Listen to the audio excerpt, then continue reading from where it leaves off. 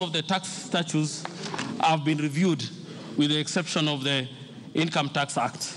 We are currently in the process of undertaking a comprehensive review of the Income Tax Act, and we now have a new draft bill that has undergone public participation in accordance with the constitutional requirement. Mr. Speaker, in the Income Tax Bill 2018, I had proposed to introduce a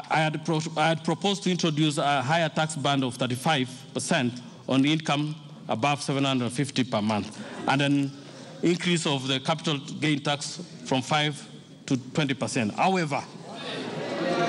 However, during the public consultation on the bill, members of the public raised concern on this proposal and were of the view that the higher rates are not appropriate at this time. We have considered this concern and resolved to revert to the rates contained in the current income tax.